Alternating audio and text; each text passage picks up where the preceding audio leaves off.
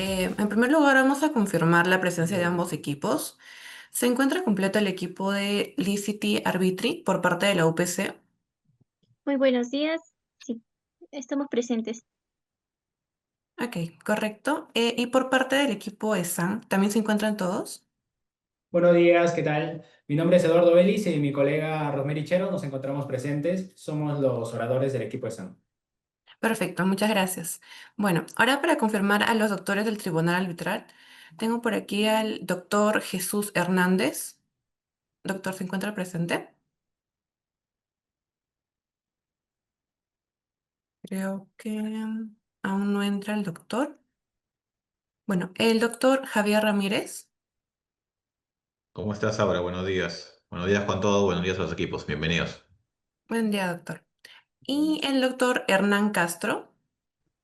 Hola, ahora no sé si me escuchan todos. Buenos días. Sí, sí lo escuchamos bien, doctor. Muchas gracias. Genial. Gracias a ti. Ok. Permítame un momento, por favor, porque faltaría un árbitro aún. Mm,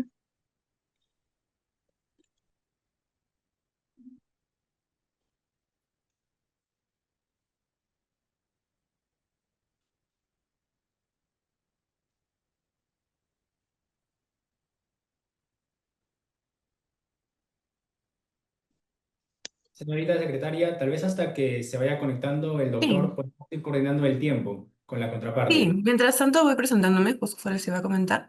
Mi nombre es Aura Bernales Malaver y el día de hoy desempeñaré el rol de secretaria arbitral de la presente audiencia.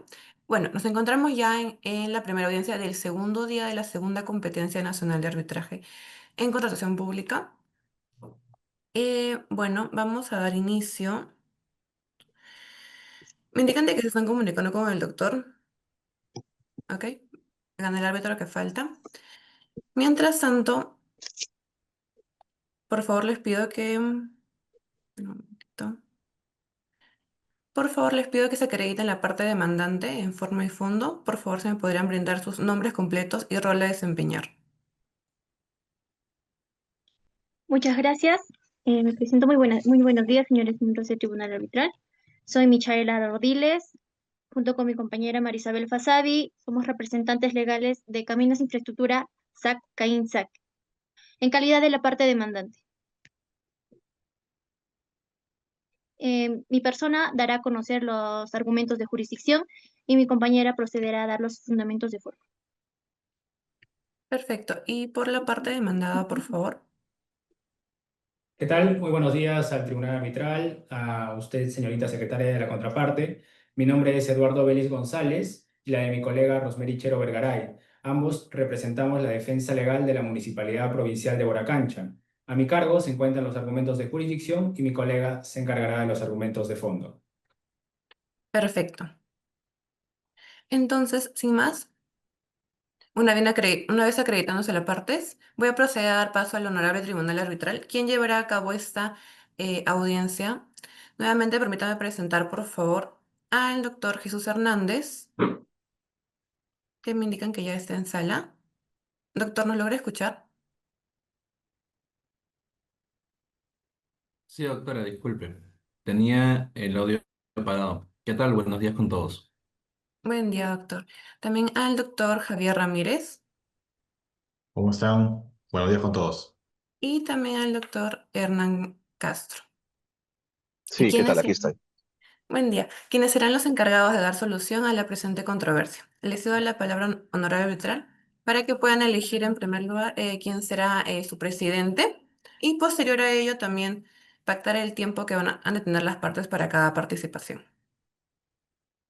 Javier, ¿cómo estás? ¿Qué tal? No sé si te parece que puedas conducir la presidencia del tribunal ahora, si te es cómodo. Sí, doctor, claro, no hay problema. Si el doctor Jesús está de acuerdo, no tengo ningún tipo de inconveniente. Sí, Jesús, ¿qué sí, también estoy piensas? de acuerdo. Buenísimo. Lo hacemos así Correcto. entonces. Listo, gracias. Javier, solo una consulta muy pequeña. ¿Podemos hacer interrupciones dentro de la audiencia si nos surge alguna duda, cierto? Yo entendería que sí, con el apoyo de la secretaria, parando el tiempo de ponencia que tienen las partes para, digamos, no perjudicar y puedan absorber la consulta. salvo Correcto. que hay una disposición en contrario, ¿no? En la regla del MUT. No sé si ahí, por favor, ahora nos puedes ayudar. Sí, normal, doctor. Ustedes pueden intervenir en el momento que crean conveniente. No habría problema. En todo caso, sí, para que quede claro, nuevamente buenos días con todos, bienvenidos nuevamente a las partes de la presente audiencia. Bueno, por un tema del tribunal y para poder absolver las dudas que surjan durante el debate, tanto mi persona como los miembros del tribunal van a poder hacer pequeñas interrupciones para hacer preguntas. La Secretaría nos va a apoyar parando justamente el tiempo para no poder perjudicar el espacio que tienen ustedes respecto a sus ponencias. Eso para que ambos equipos, por favor, lo tengan claro al momento de iniciar justamente el debate. Dicho ello, bueno, estaría pendiente también poder ver el tema del tiempo. Así que ahí, por favor, ahora nos apoyas con los equipos para poder definir la regla de la audiencia. Ok. Bueno, en sí son 10 minutos cada uno. No sé qué le parezca a cada equipo. Por nuestro lado, proponemos de que los 10 minutos se administren en 9 minutos para lo que son los argumentos de jurisdicción, 9 minutos para los argumentos de fondo y 1 minuto para lo que son las réplicas y dúplicas. Ok, Sí. el otro equipo, ¿cuál es su En- propuesta?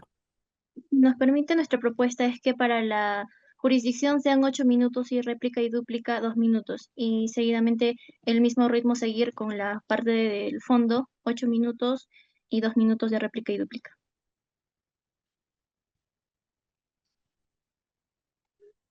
Ok, Si están dispuestos a poder negociar la ¿qué parte es lo, demandante. qué es lo que decía el tribunal arbitral? Sí, está bien, 9 minutos y 1 minuto para réplicas, o en todo caso 8 minutos y luego 2 minutos. No sé si piensa Javier que dejarlo en un término medio o basarnos más bien en la experiencia de Aura en las otras audiencias, cuánto tiempo se estaba manejando, porque de repente ya hay una dinámica establecida y mejor es continuar con esa misma dinámica. Sí, doctor, justamente vi una audiencia del día de ayer que también hubo dos propuestas igualitas y al final optaron por 8 minutos y 2 minutos para las réplicas. No sé si les parece correcto. Mm, mi opinión, Javier y Jesús, no sé si les parece que lo dejemos en un punto, en punto medio, o sea, 8 y medio y 1 y medio de réplica y dúplica, y así Sí, ambas partes se podría acomodan ser, a, sí, ¿sí? porque honestamente 1 minuto solamente de réplica y dúplica parece muy, muy corto, ¿no? De acuerdo a la experiencia, pero creo que para estar en el punto intermedio, 8 y medio, 1 y medio, y creo que no va a haber problemas con las partes, ¿no? Estamos llegando a, digamos, exactamente el punto medio de sus propuestas. ¿Sí? ¿Qué piensas, Jesús? ¿Tú estás de acuerdo también? Yo también estoy de acuerdo, pero podríamos tal vez valorar que sean 2 minutos completos, porque 1 minuto y medio mientras hacen sus presentaciones, mientras hacen preparativos para su intervención, inclusive en la réplica y la dúplica, básicamente hacen los 2 minutos. Redondémoslo y démosle 8 a 2, creería yo.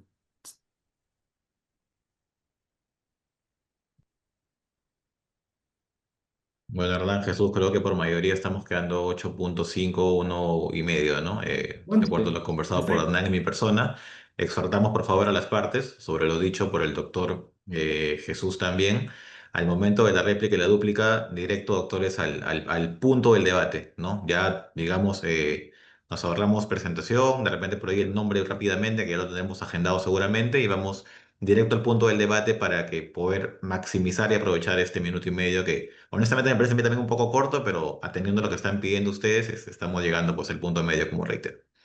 Dicho esto, ahora, no sé si hay algún tema adicional para ya comenzar con la audiencia, por favor. No, doctores, más bien ustedes me indican de qué manera les voy indicando el tiempo restante, si mediante chat o en todo caso puedo intervenir. Por chat me parece mejor porque como para que vayan viendo, ¿no? Y digamos, no se les interrumpa en la ponencia. Ambas partes, por favor, estén de acuerdo con los mensajes que va a mandar Aura para que puedan estar atentos al tiempo y evitar interrumpirlos o cortarles justamente la ponencia, ¿no? Y el cierre seguramente de sus argumentos. Está bien, doctor. En todo caso, sin más que decir, ya podrían dar inicio. En este caso comenzaría la parte Demanda de... jurisdicción, para planteamientos sobre de jurisdicción. Ok, pueden dar inicio, por favor. De acuerdo, aquí pues tienen el uso de la palabra. Nos ayudas con el tiempo, por favor, ahora. Muchas gracias, señor presidente. Reitero mis saludos al Tribunal Arbitral. Mi nombre es Eduardo Vélez González, la de mi colega Rosemary Chero Vergaray. Ambos representamos los intereses de la Municipalidad Provincial de Boracancha como parte demandada en este arbitraje. Señores árbitros, lo que venimos a plantear aquí son objeciones jurisdiccionales debido a que la contraparte ha presentado arbitrariamente su solicitud arbitral ante este centro arbitral. Sin embargo, previamente a presentar o a enumerar las objeciones jurisdiccionales, es preciso señalar el contexto en el que surgió el caso y la materia que nos trae a colación. Como primer punto, señores árbitros, tenemos que el 13 de enero del 2023, mi representada como la contraparte suscribieron el contrato de concesión denominado Caminos de la Selva. Justamente dentro de este contrato de concesión se estableció la cláusula 20ª y el anexo instructivo de concesionarios y proveedores. Ambos apartados constituyen lo que conocemos como el convenio arbitral de este contrato de concesión. Sin embargo, arbitrariamente, la contraparte, con fecha 14 de febrero del 2025, desconociendo completamente el acuerdo de las partes, presentó su solicitud arbitral ante este centro de arbitraje, como si fuera ello el acuerdo de las partes, lo cual es totalmente falso. Dicho ello, señores árbitros, enumeramos nuestras objeciones jurisdiccionales. Como primer punto, solicitamos que este tribunal declare su falta de competencia debido a que no se ha cumplido con la etapa previa pactada justamente en la cláusula 20ª del contrato. Como segundo punto, señores árbitros, de manera subsidiaria, solicitamos, objetamos la competencia del centro arbitral en la medida de que las partes no han pactado el Centro Internacional Caribeño, sino la Unidad de Análisis de la Universidad Católica del Perú, del CARC-PUC.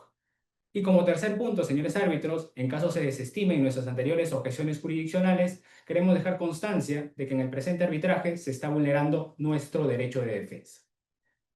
Procedo con mi primera objeción. Señores árbitros, el acuerdo de las partes es clave en un convenio arbitral. El acuerdo es básicamente el eje fundamental, algunos autores incluso lo han denominado como la piedra angular del arbitraje. En ese caso, señores árbitros, les invito a me puedan acompañar con la lectura justamente del caso, de la cláusula 20ª, donde se establece claramente de que las partes tenían que llevar una etapa de tratativas. Y no solamente ello, sino que esta etapa de tratativas tenía que tener un plazo de 30 días que la contraparte arbitrariamente ha incumplido y ha solicitado el arbitraje. En ese caso, señores árbitros, debemos dar cumplimiento a lo pactado por las partes, dado que justamente ha sido su voluntad y han brindado su consentimiento para ello. Al respecto, me dirijo o quiero traer a colación, mejor dicho, una sentencia del Tribunal Constitucional.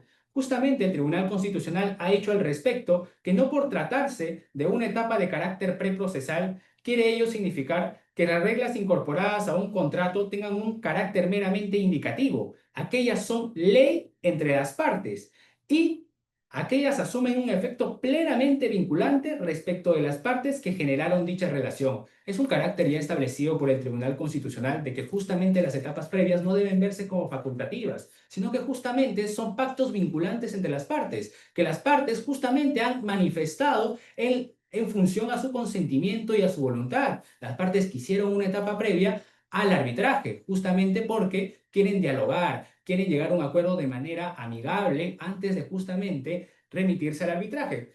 Al respecto, justamente tenemos la doctrina de Berger, muchas gracias, de Klaus Peter, que nos va a decir exactamente lo mismo, no solo por el tenor literal de la disposición contractual que la consagra, sino por su propia naturaleza, la instancia de trato directo no puede ser concebida como meramente opcional o facultativa. Cuando las partes se comprometen a intentar resolver sus controversias a través de formas negociables, esperan que el arbitraje no se inicie, sino luego de haber fracasado esas gestiones. Su expectativa es que el arbitraje constituye el último recurso, solo disponible cuando las partes no pudieron acordar una solución habiéndolo intentado. En ese caso, señores árbitros, solicitamos a este tribunal declare su falta de competencia en la medida que la contraparte ha incumplido justamente con el pacto de las partes. De manera subordinada, pasando a nuestro segundo argumento, nuestra segunda objeción, en caso su tribunal desestime nuestra primera objeción, de igual forma, señores árbitros, solicitamos al tribunal ampare nuestra objeción con respecto a la competencia del centro arbitral, en la medida que Siendo el acuerdo de las partes un eje fundamental y siendo la piedra angular del arbitraje, se debe de llevar las actuaciones arbitrales conforme a lo establecido por las mismas. En ese sentido, justamente el artículo 34 de la ley de arbitraje nos dice exactamente de que las partes son libres para justamente diseñar su proceso arbitral. Los procesos arbitrales se deben llevar conforme a lo que han establecido las propias partes. Y en ese sentido, señores árbitros, cabe hacernos la pregunta, ¿acaso las partes han establecido en alguna parte del contrato de concesión o en la parte de sus anexos de que el arbitraje sea llevado ante el Centro Internacional Caribeño? Es totalmente falso, señores árbitros.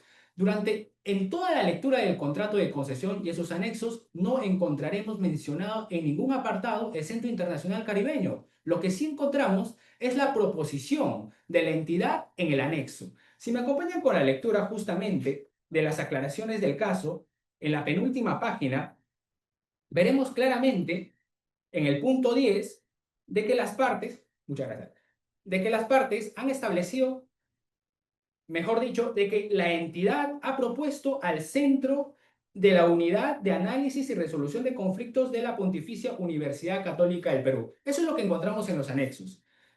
Ahora bien, esto puede ser visto como una oferta, es cierto, una proposición, pero no debemos dejar de lado de que la contraparte, es decir, el representante legal de la empresa Kainsa, firmó el contrato y sus anexos. Es decir, brindó su consentimiento para todo el contrato, no solamente para un apartado en específico, y tampoco dejó constancia de que se haya, en todo caso, desestimado o que haya presentado alguna objeción frente al anexo instructivo de concesionarios y proveedores. En ese sentido, señores árbitros, planteamos como segunda objeción de que se cumpla justamente con el acuerdo de las partes. Las partes han establecido una proposición clara con respecto al Centro de Análisis y Resolución de Conflictos. En este caso, las partes no han de ninguna forma acordado el Centro Internacional Caribeño. Finalmente, pasando a nuestra tercera objeción, queremos dejar en claro, señores árbitros, de que en este caso se está vulnerando nuestro derecho a la defensa. Y queremos dejar constancia de ello debido a que mi representada ha presentado su solicitud de recusación debido a que considera de que el árbitro Edward Joseph no cumple con las cualidades de ser imparcial e independiente que se estima que tenga un tribunal arbitral. En ese sentido, presentó su solicitud de recusación. Sin embargo, el Centro Internacional Caribeño arbitrariamente está cobrando una tasa que no es la establecida en su reglamento. El artículo 7 del reglamento del Centro Internacional Caribeño establece claramente, perdóneme, el artículo 17 menciona claramente que la tasa será de 3.000 soles. Sin embargo, ha cobrado una tasa de 3.500 soles, con lo cual claramente se nos está impidiendo, se nos está poniendo trabas para justamente nosotros hacer respetar el debido proceso en la expresión de poder tener un arbitraje bajo un tribunal imparcial e independiente. De esa forma se está vulnerando nuestro derecho de defensa y queremos dejar constancia de ello en función al el numeral 2 del artículo 63 de la ley de arbitraje. En ese sentido, señores árbitros, solicito se amparen todas mis objeciones jurisdiccionales. Quedo atento a sus preguntas. Muchas gracias.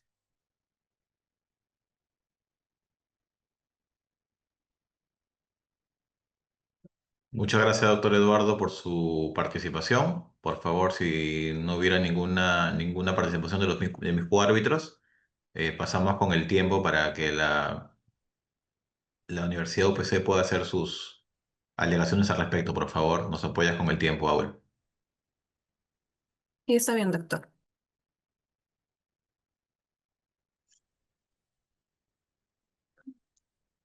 Sí. Bueno. Desconocer el foro arbitral libremente pactado es intentar borrar con el codo lo que se escribió con la mano. Muy buenos días, señores miembros del Tribunal Arbitral. Me presento nuevamente, soy Michaela Ardiles, representante legal de Caminos e Infraestructura SAC, en adelante CAINSAC, en calidad de la parte demandante, para exponer los fundamentos jurídicos de jurisdicción que respaldan nuestra posición. Mi intervención la dividiré en 4 puntos. En cuanto al primer punto, la existencia válida del convenio arbitral. Como segundo punto, la competencia del tribunal arbitral. Como tercer punto, el supuesto cambio del centro arbitral del convenio arbitral mediante un documento anexo. como cuarto punto, en cuanto al agotamiento de la vía previa. Y como último punto, la improcedencia de la recusación que se está realizando contra el árbitro Edwards.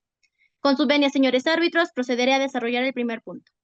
En cuanto a la existencia válida de la cláusula arbitral, la controversia que hoy abordamos ha sido válidamente sometida al Centro de Arbitraje Internacional Caribeño, conforme lo expresamente pactado en la cláusula 20ª del contrato de concesión suscrito, como la parte lo mencionó, el 13 de enero del 2023 entre CAINSAC y la Municipalidad Provincial de Boracancha. La parte demandada no hace mención de lo que se pactó en la cláusula 20ª, especialmente en los 3 últimos párrafos, donde se detalla que CAIC es el centro de arbitraje que llevará a cabo esta controversia, o las controversias que puedan surgir, ¿no? Esta cláusula, de manera clara e inequívoca, establece que toda controversia relativa al contrato, incluyendo su interpretación, ejecución, cumplimiento, terminación, será resuelta mediante arbitraje de derecho institucional administrado por el CAIC, al cual las partes someten incondicionalmente su voluntad. Además, el contrato prevé que el tribunal arbitral estará conformado por 3 árbitros. Asimismo, establece el procedimiento que se regirá por el reglamento del CAIC y por el decreto legislativo 1071, al cual con los requisitos y cumple con los requisitos formales y sustanciales exigidos por la normativa arbitral peruana. Cabe resaltar en esta parte lo mencionado por el autor Soto, que señala, el convenio arbitral celebrado de mutuo acuerdo por las partes eligen y reconocen al centro de arbitraje, de manera que éste debe ser ejecutado conforme al principio de autonomía de voluntad de las partes, que es uno de los pilares del arbitraje, y el pacta sunt servanda, que señala que el contrato son obligatorios entre las partes, por lo cual se dice que el contrato es ley para las partes. Señores árbitros, la parte ha manifestado expresamente su voluntad de someterse al CAIC. Esta elección no puede ser desconocida ni unilateralmente alterada. Pasando al punto sobre la competencia del CAIC. Señores árbitros, corresponde subrayar que en la presente controversia debe resolverse conforme lo establece de forma clara e indubitable en la cláusula 20ª del contrato que suscribieron entre MPB y CAINSAC, donde designan a CAIC como el centro de arbitraje competente. En este sentido, toda excepción de incompetencia planteada por la parte demandada carece de sustento, ya que la cláusula arbitral es válida, vigente y vinculante, cumpliendo con los requisitos del artículo 13 del Decreto Legislativo 1071. Y conforme al principio de competence, reconocido en el artículo 41, inciso 1 del Decreto Legislativo, este tribunal es el único competente para determinar su propia jurisdicción. Al respecto, el autor Caivano señala los dos efectos del principio de competence, tanto positivo como negativo, tienen la misma base, ¿no? Que es permitir a los árbitros que decidan inicialmente su propia competencia, en virtud del principio de autonomía de la voluntad de las partes, y el pacta sunt servanda corresponde a este tribunal reconocer su competencia.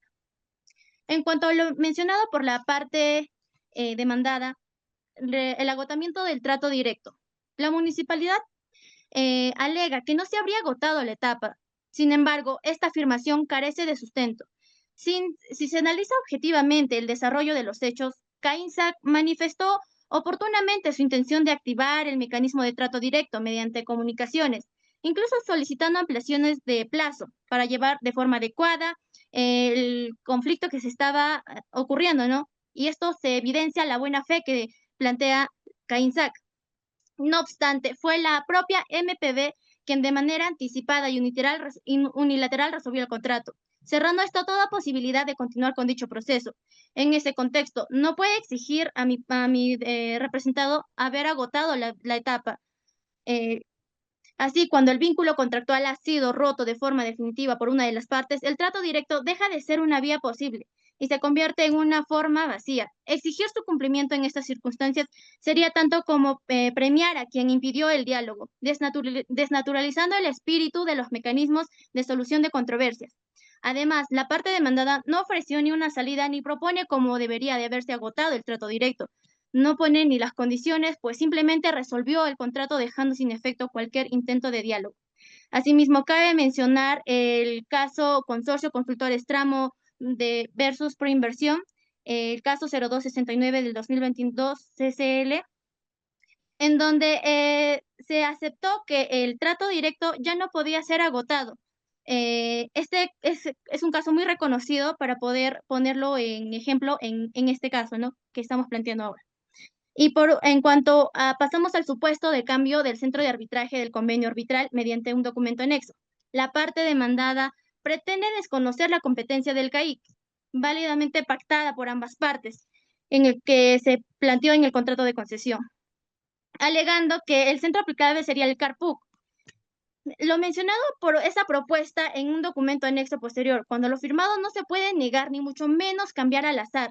Este argumento carece de sustento jurídico, ya que se basa en un documento anexo, denominado instructivo para concesionarios proveedores, el cual no fue suscrito con las formalidades necesarias para modificar el convenio arbitral. Incluso la propia MPB reconoce en su comunicación del 15 de marzo del 2023 que esta propuesta es más una propuesta y no como tal una modificación. No es un acuerdo definitivo. La única cláusula arbitral válida, existente y eficaz es la contenida en el contrato de concesión de fecha 13 de enero del 2023.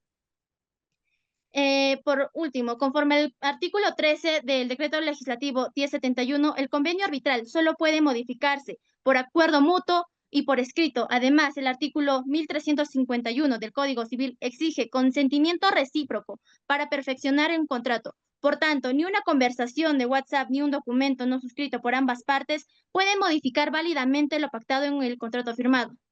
En cuanto a la recusación del árbitro y por último del árbitro Edward Joseph, es una pretensión accesoria que nosotros estamos realizando en este punto, ya que corresponde afirmar que esta recusación planteada debe ser declarada improcedente, ya que no cumple con los requisitos establecidos del artículo 28 del Decreto Legislativo 1071.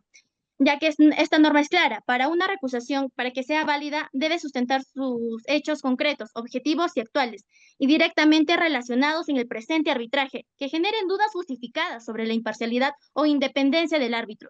Sin embargo, la alegación presentada por MPB es vaga, genérica y carente de elementos suficientes. El supuesto vínculo del árbitro de la empresa Te Presto Financiamiento SAC y que financia la demanda de CAINSAC se basa únicamente que habría sido un inversionista de dicha entidad, pero no aporta pruebas específicas, no señala si tiene participación activa, pasiva o el tipo de monto de inversión, ni se estuvo si tiene una influencia de toma de decisión dentro de TPF. Ser inversionista no equivale automáticamente a tener el control, ni genera por sí solo conflicto de intereses. Además, se apoya en su argumento de un informe de la SUNAT. En primer lugar, no tiene competencia alguna para calificar jurídicamente conflictos de interés arbitral. En segundo lugar, no contiene información clara, contextualizada ni vinculada directamente. En este caso, un documento tributario no podría sustituir el estándar probatorio exigido por la ley arbitral para cuestionar la imparcialidad. Permitir que una recusación prospere sobre la base abriría precedentes riesgosos. Bastaría con presentar documentos administrativos genéricos o información ambigua para paralizar o deslegitimar cualquier tribunal arbitral. Ante ello, atentaría contra la seguridad jurídica y estabilidad del sistema arbitral. Muchas gracias.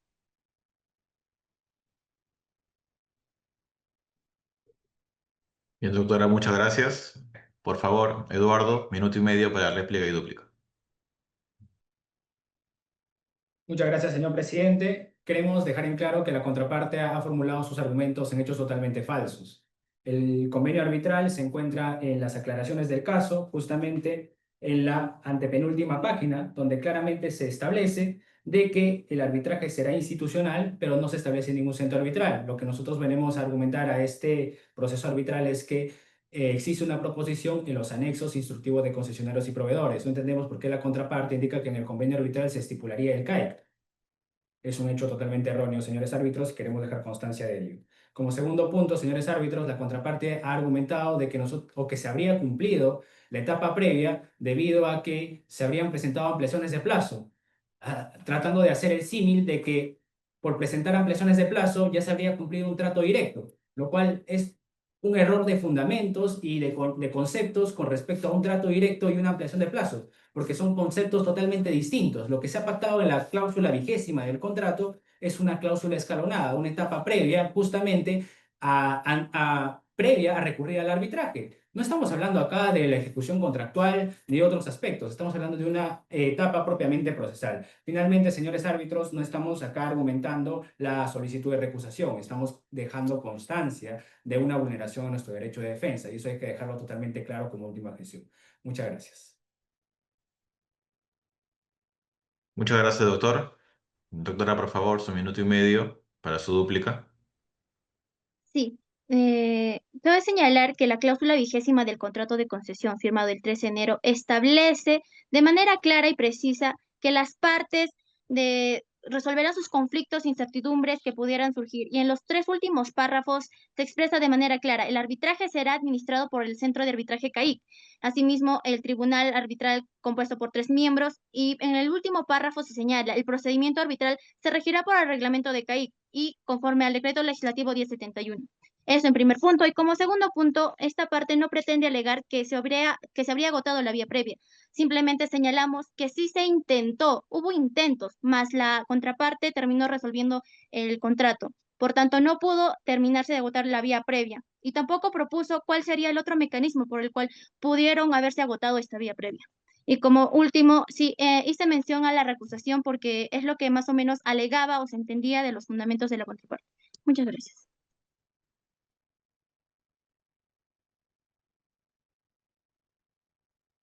Muchas gracias, doctora, por su participación. Entiendo que antes de pasar a la segunda etapa, por un tema de orden también, y antes que se nos vayan las inquietudes que podamos tener, vamos a proceder a hacer las consultas respectivas a ambas partes. Doctor Jesús, por favor, ¿tiene usted algún tipo de consulta para alguno de los equipos?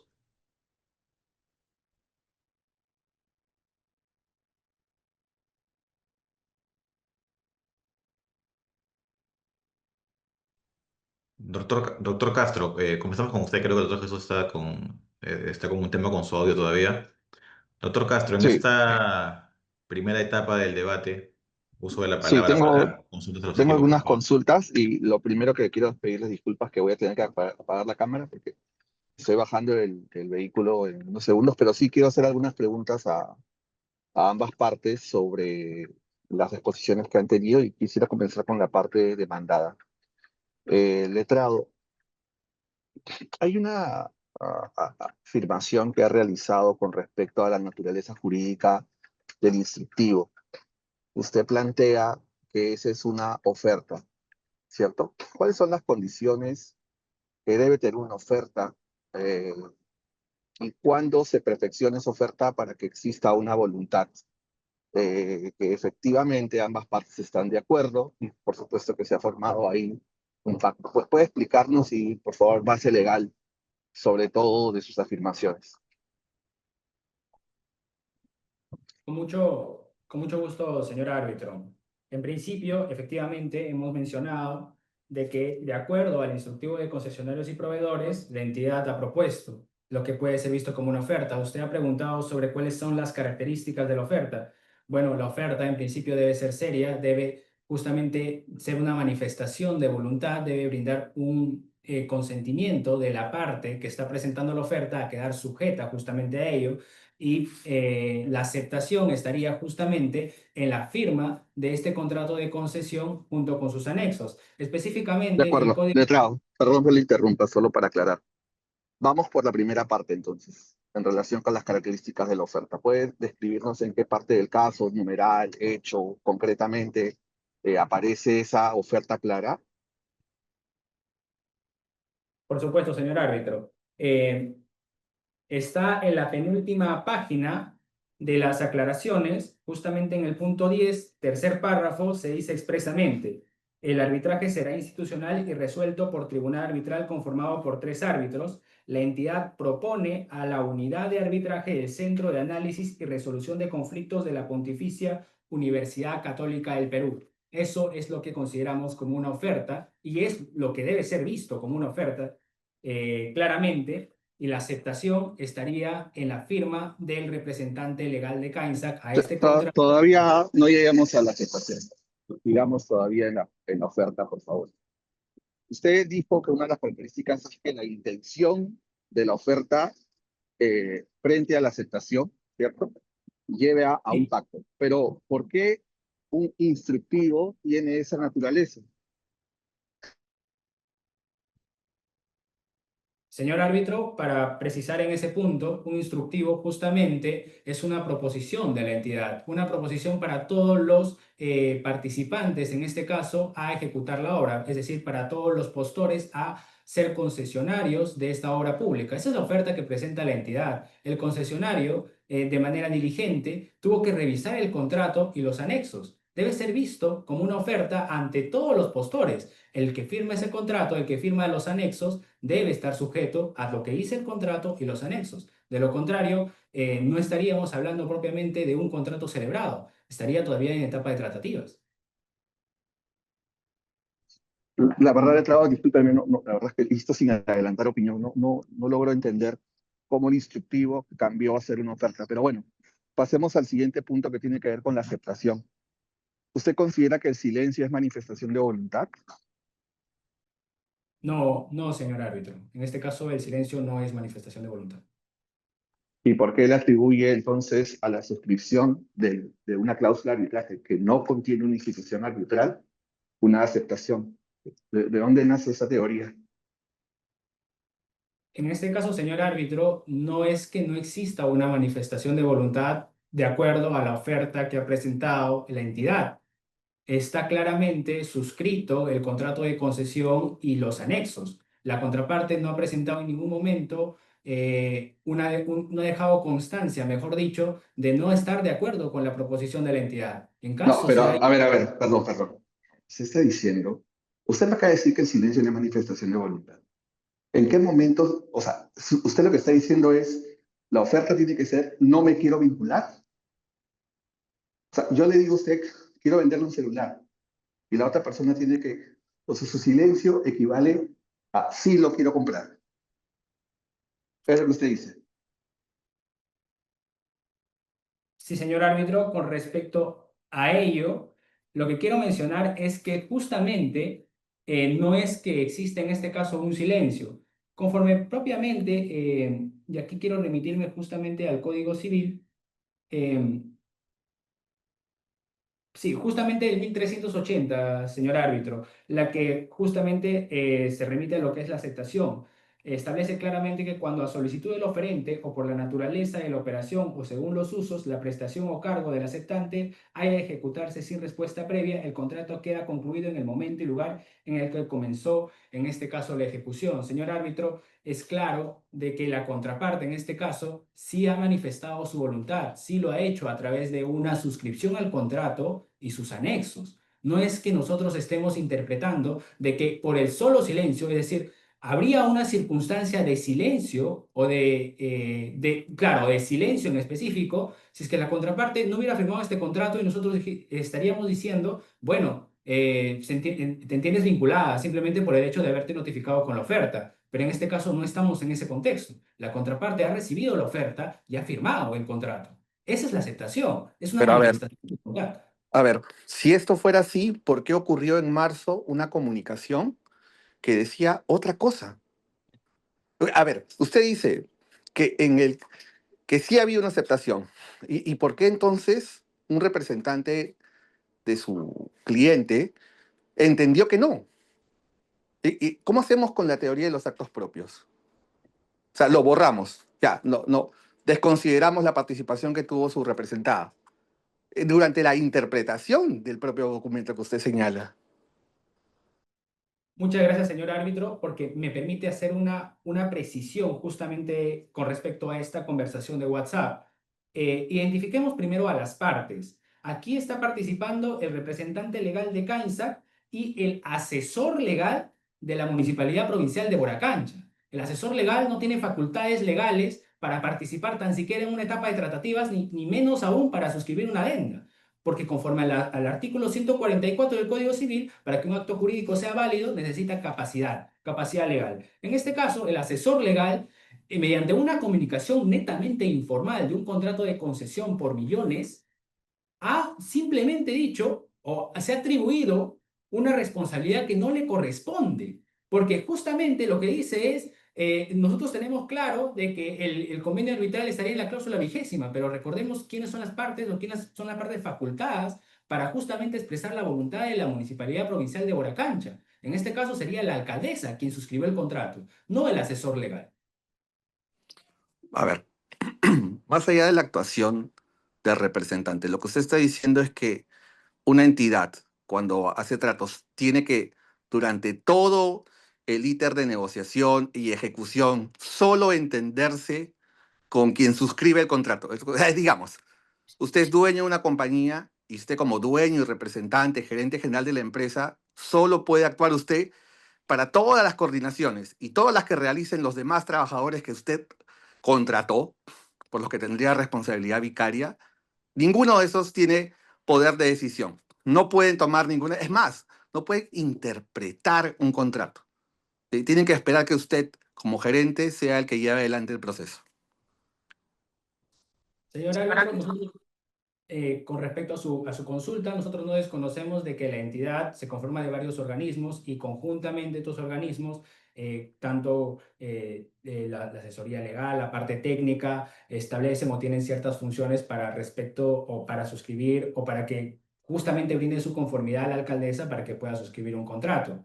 De eso, ese es un contexto que no está justamente en lo que menciono en la conversación de WhatsApp. Aquí lo que se está señalando es que es un asesor legal, no el área, no el gerente legal de la Municipalidad Provincial de Boracancha, un asesor legal, lo que podría ser visto como un funcionario de la entidad pública, quien simplemente ha mencionado o ha tenido una conversación con el representante legal de Kainsa.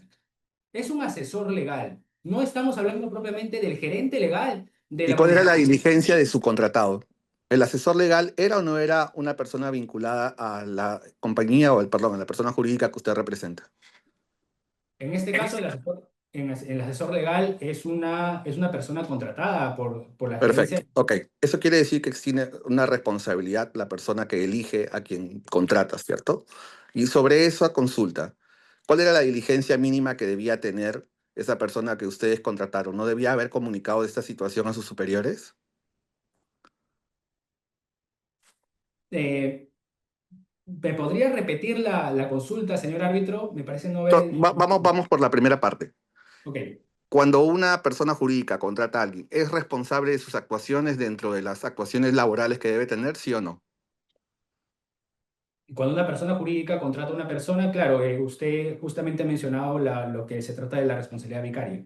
De acuerdo. ¿Cuál era la diligencia mínima que debía tener un trabajador de la compañía que ustedes representan, de la persona jurídica que ustedes representan, con respecto a una comunicación de esa categoría, con respecto a cuál es la institución arbitral? Señor árbitro, en este caso, la diligencia que debió mantener el asesor legal, entiendo yo que debió manejarse por el mecanismo legal correspondiente. Es decir, si es que quería de alguna forma manifestar la voluntad de la Municipalidad Provincial de Boracancha, no debió hacerlo primero mediante una conversación de WhatsApp. Justamente lo que dice este asesor legal es, bueno, envía tu comunicación si es que quieres otro centro arbitral, envía tu comunicación y nosotros lo atenderemos. Dice, nosotros lo atenderemos, es decir, que él no puede decir nada. Vamos a conversarlo, vamos a ver en el área legal qué hacemos y a ver si es que conversamos también con la alcaldesa y brindamos nuestra conformidad para celebrar en todo caso una adenda. Pero ahorita está claro, ahorita tenemos un centro arbitral pactado. De acuerdo. Pasemos entonces al siguiente punto y solo quiero entender algo. Para usted, todas las formalidades se deben observar, ¿cierto? Y entiendo que también es su posición con respecto al trato directo. Efectivamente, señor árbitro. De acuerdo. Y entiendo que tanta es la insistencia de su representada sobre la necesidad de los formalismos, los plazos, los requisitos, que es una cuestión que también se ha respetado en las cuestiones sustantivas, que bueno, vamos a escuchar ahora más adelante, ¿cierto? Es decir, su representada pide siempre que se respeten los plazos, los tiempos, y entendería que eso es también lo que ha ocurrido en las cuestiones sustantivas. Bueno, que vamos a escuchar seguramente más adelante. Sí, señor árbitro. Lo vamos, en caso ustedes desestimen nuestras objeciones jurisdiccionales, pasaríamos a discutir netamente los argumentos de fondo. Formidable. No tengo más consultas, señor presidente. Muchas gracias. Listo, doctor, gracias. Ahora, consulta. Hacemos la rueda de preguntas directamente con el equipo demandado y luego pasamos con el equipo demandante. Pensé que esa era la dinámica, pero o desea, señor presidente, que haga mi Sí, intervención con respecto a por eso ambos. estoy consultando para ver cuál es la dinámica que están siguiendo, ¿no? Para ir, digamos, de la mano con como ya los chicos han venido compitiendo. Ah, sí, doctor, como ustedes crean conveniente, me parece que sí está bien, pero en su brevedad posible, por favor. Doctor Hernán, bueno, depende de usted. ¿Consulto yo a ESAN Sí, o ya pasamos directamente con UPC? yo había preguntado ahora a San, si le parece, pregunto de una vez a UPC. Sí, doctor, por favor, para agotar con Gracias, ambos y luego yo un par de temas puntuales nada más. Gracias. gracias, señor presidente. A ver, letra A. Su contraparte ha traído con muchísima claridad, y esto nuevamente sin adelantar opinión, que la etapa previa y las solicitudes de ampliación tienen una distinta naturaleza, distintos momentos y sobre todo distinta finalidad, ¿cierto? ¿Por qué ustedes hacen esa equivalencia? Eh, eh, ¿Cómo podría una persona jurídica que suscribe un convenio arbitral con una etapa previa entender que la solicitud de ampliación de plazo requiere necesariamente sentarse a la mesa a negociar un diferendo? No existía disputa en ese momento todavía. Existían sí inconvenientes para el normal desarrollo de la ejecución contractual, pero, o sea, podemos afirmar que existía una disputa ya y que esa solicitud de ampliación puede entenderse como un pedido de trato directo. Por favor, ¿puede aclararlo? Muchas gracias por la pregunta.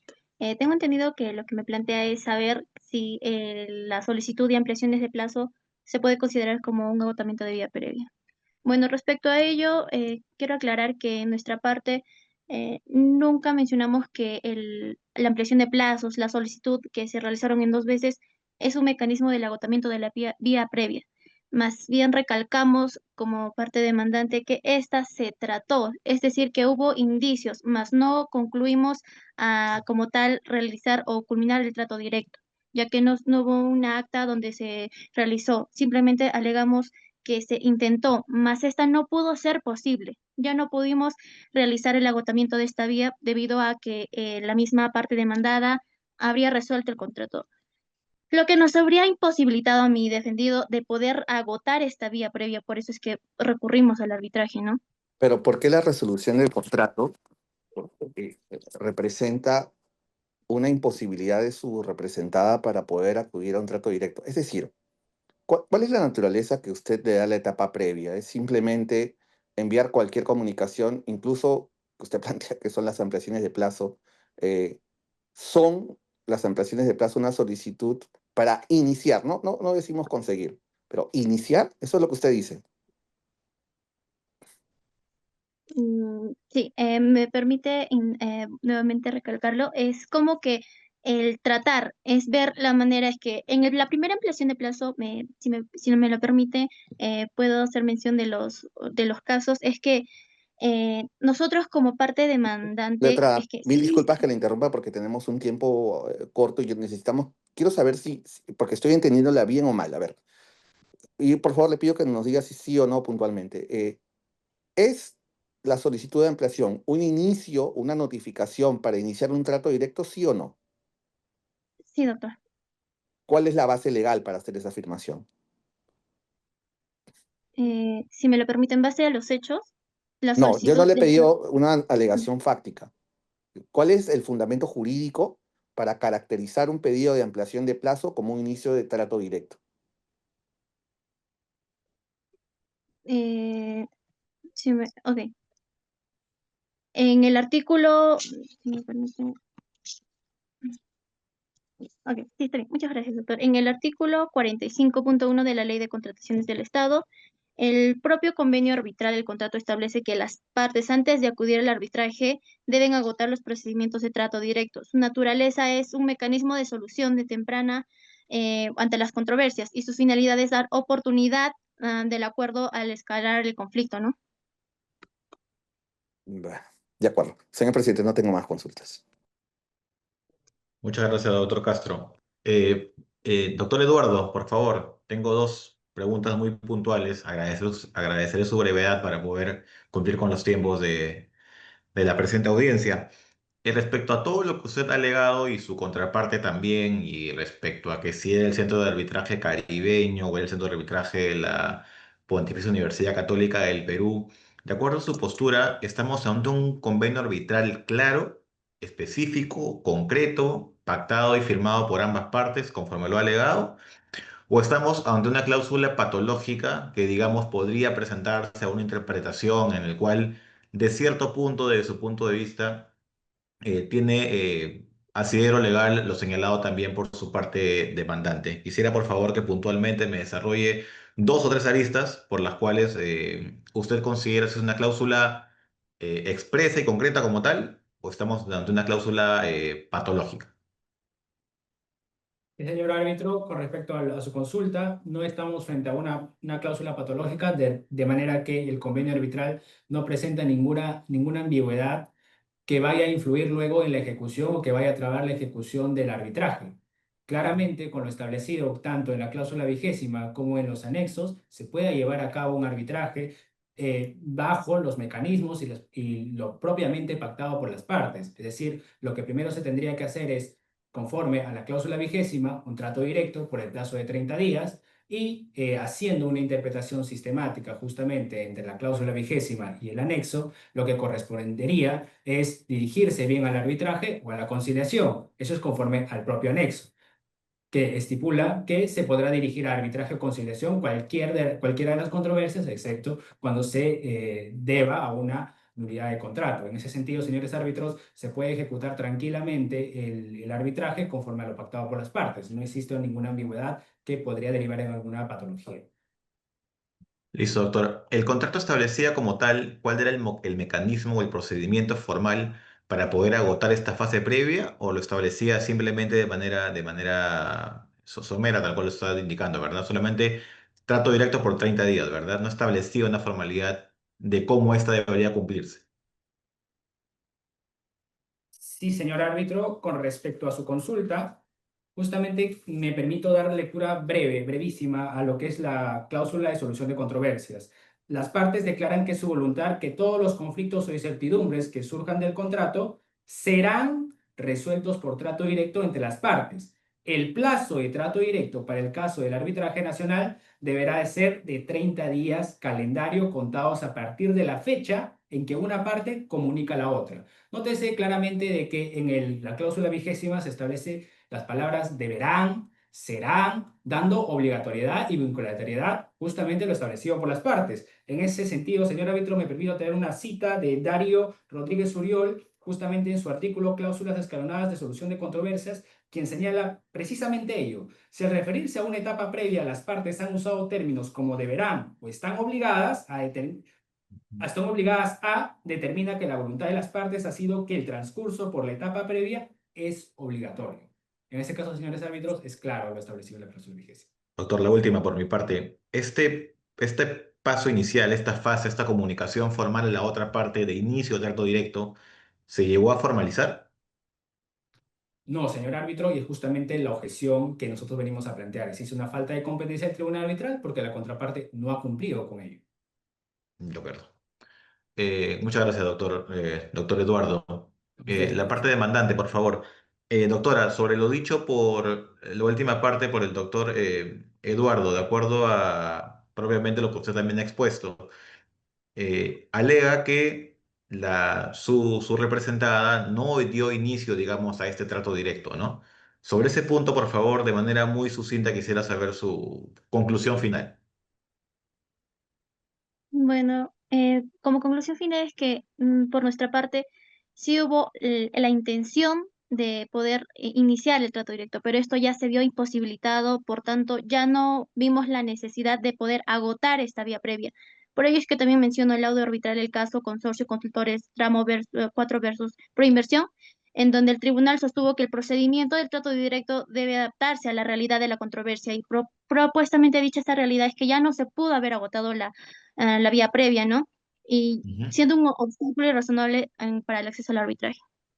De acuerdo, usted en todo caso considera, de acuerdo a lo que he entendido de su argumentación, que como la otra parte resolvió el contrato, finiquitó el vínculo contractual, ya no habría, digamos, ningún tipo de a punto medio o acercamiento para un trato directo y queda únicamente ir a la vía arbitral, ¿no? Esa es la interpretación que entiendo de su argumento para, digamos, sin adelantar opinión, saltarse esta fase previa y llegar y acudir al arbitraje, ¿verdad? Para entender, digamos, el punto de Exacto. su posición. Ok, Sí, de señor acuerdo. árbitro. Eso es todo por mi parte, doctor Hernández, por favor. Gracias, doctora. ¿Qué tal? Buenos días con todos. Voy a hacer solamente una pregunta para ambas partes, por cuestiones de tiempo. Y es sobre esto último. Se habla mucho de que se cita antecedentes para alegar de que la fase previa no ha podido ser realizada. La parte demandante, me queda claro que su posición es que como hubo negativa a la ampliación de plazo, consideran de que efectivamente ya no era necesario recurrir a una etapa previa y lo sustentan en un laudo arbitral. La parte demandada evidentemente no concuerda con ello. La pregunta para ambos es lo siguiente. ¿Hay eventos o hechos del caso que den a entender que el procedimiento de etapa previa, como es este trato directo, aún iniciado, iba a terminar sin acuerdo?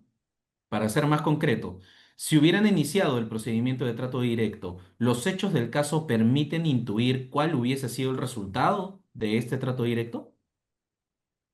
Empieza primero la parte demandante y luego la parte demandada.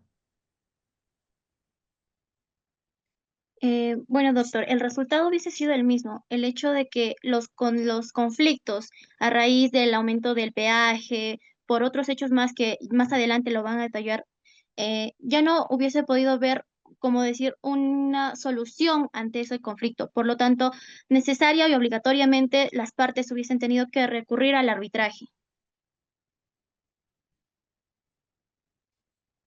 Sí, muchas Bien, gracias.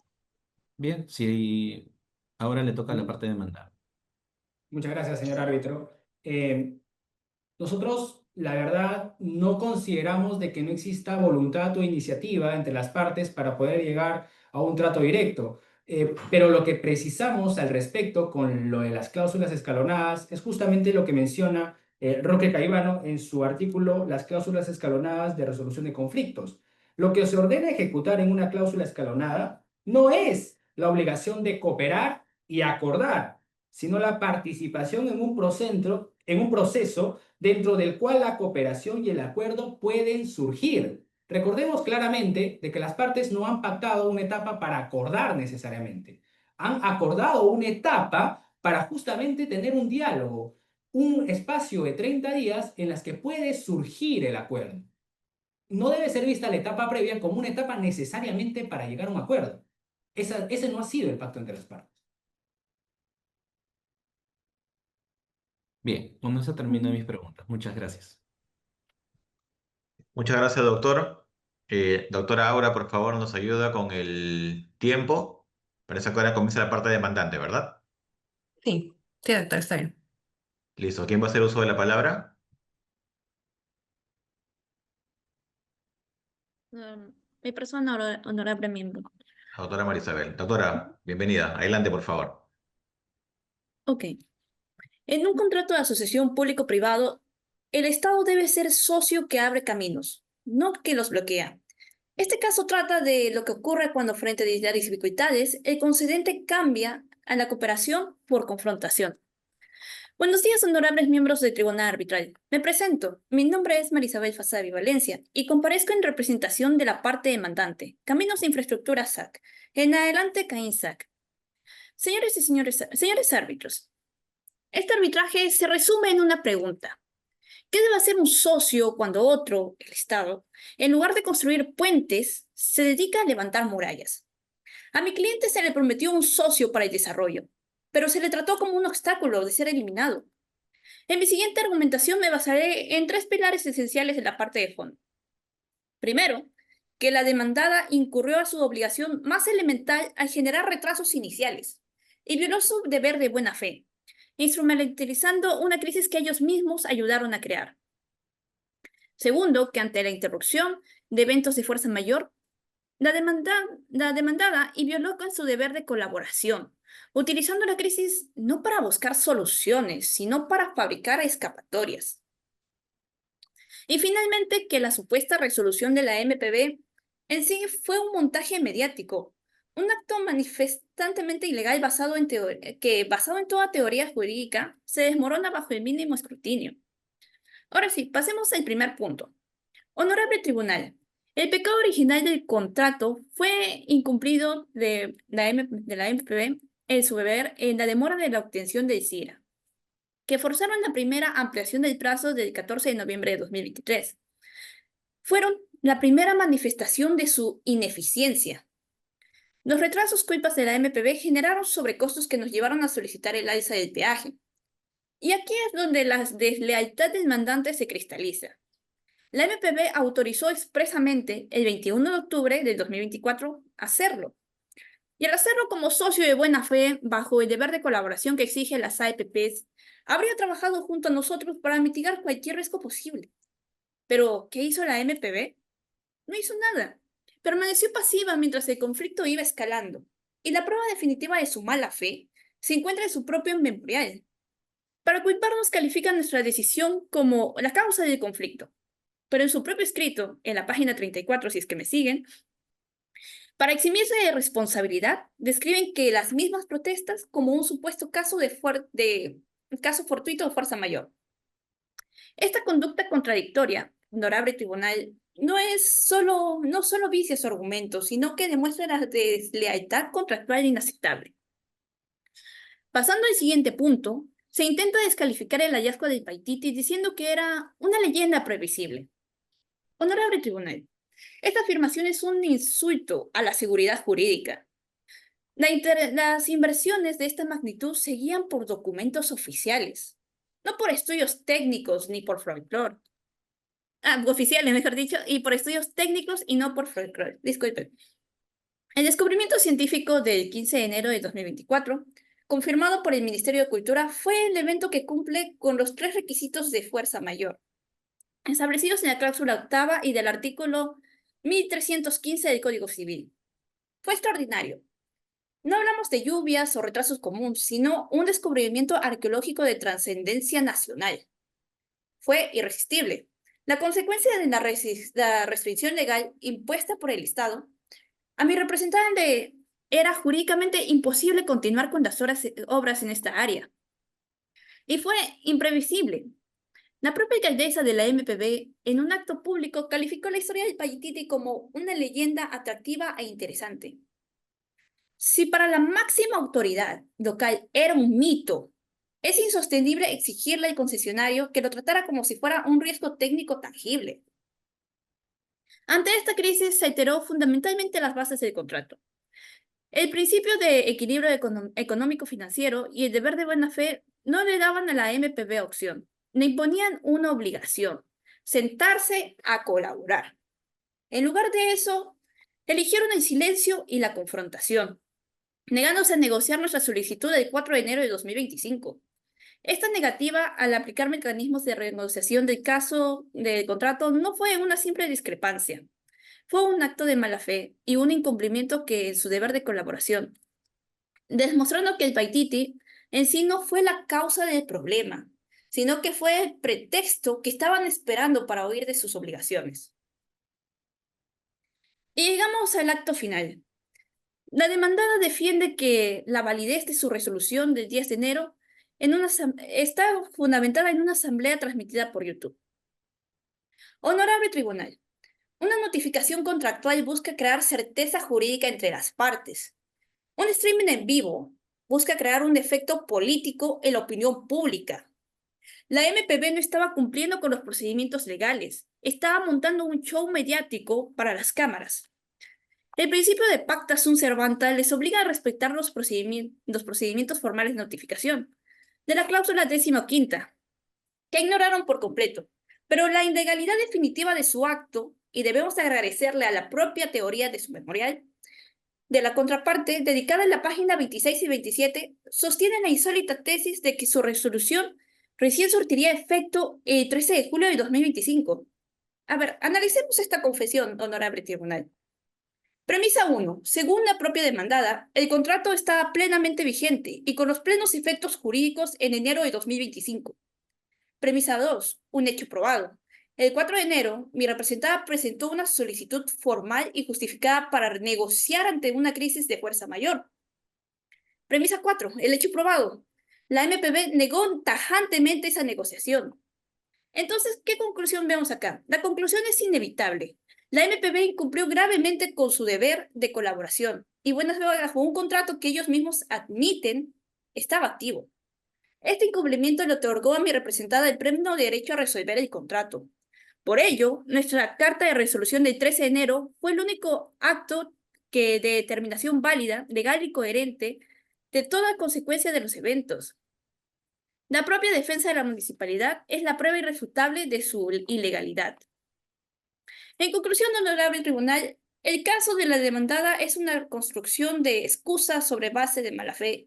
Incumplieron, violaron su deber de colaboración ante una fuerza mayor que ellos mismos reconocen. Y finalmente simularon una resolución con un show mediático y teorías jurídicas que terminan probando nuestro caso. Por todo lo expuesto, en representación a este honorable tribunal, queremos que se haga justicia y se sirva laudar lo declarado. Primero, la ilegalidad e ineficacia jurídica de la resolución contractual adoptada por la municipalidad. Segundo, que la validez de la resolución efectuada por mi representada CAINSAC ante los graves incumplimientos de la demandada. Tercero, que la municipalidad es responsable por la ruptura del equilibrio económico-financiero del contrato. Y cuarto, que en consecuencia se condena a la municipalidad por pago de indemnización de daños y perjuicios ocasionados, incluyendo el daño emergente y lucro cesante, así como todos los costos de este arbitraje. Muchas gracias.